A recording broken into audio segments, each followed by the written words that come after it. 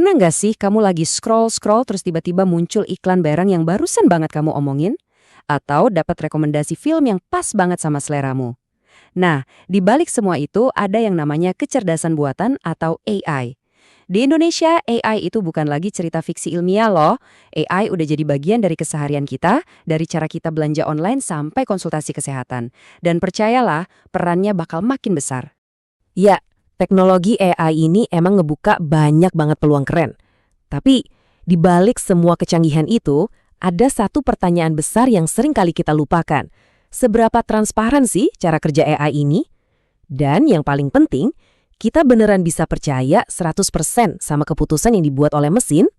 Oke, jadi hari ini kita akan bedah tuntas, mulai dari apa itu masalah kotak hitam AI, gimana masalah ini jadi bentrok sama hukum privasi di Indonesia, terus kita cari solusinya lewat teknologi bernama XAI, sampai akhirnya kita coba bayangin, seperti apa sih masa depan AI yang ideal buat kita semua di Indonesia? Yuk, kita langsung masuk ke inti masalahnya.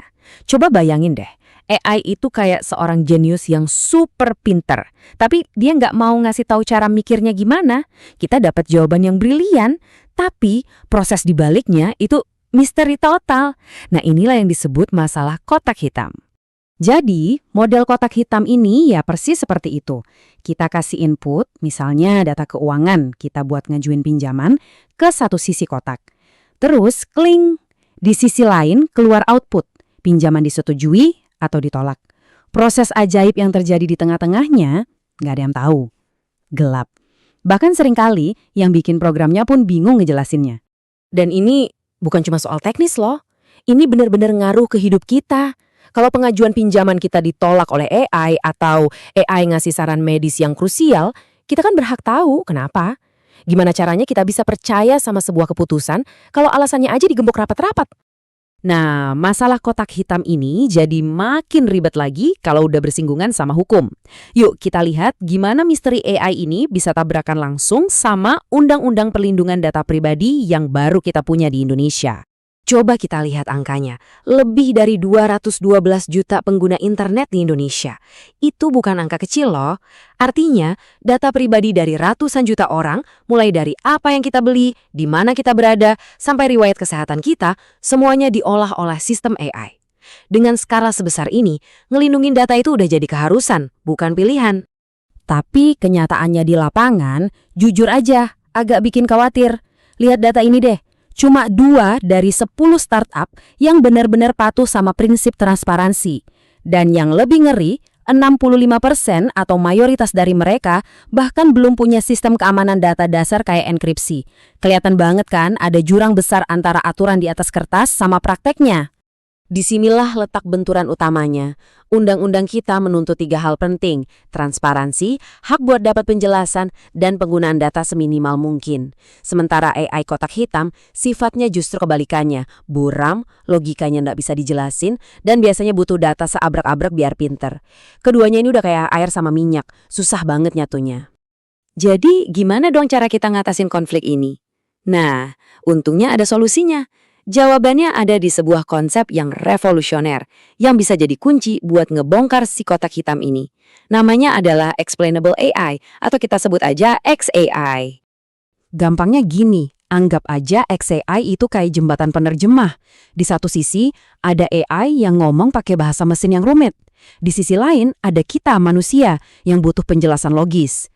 Nah, XAI inilah yang menerjemahkan bahasa mesin itu jadi sesuatu yang bisa kita pahami dan kita percaya. Buat bikin AI jadi transparan, ada 2 jalan utama. Pertama, metode intrinsik. Ini artinya kita sengaja bikin model AI yang dari sananya udah jujur dan sederhana, gampang dibaca. Tapi ya, kadang kemampuannya terbatas kalau datanya super rumit. Jalan kedua, metode post hoc. Nah, ini yang seru. Kita tetap pakai AI kotak hitam yang super canggih itu, tapi setelah dia ngasih jawaban, kita pakai alat khusus buat menginterogasi dia, biar dia mau jelasin alasannya. 2 alat interogasi yang paling populer itu namanya Lime dan Sharp.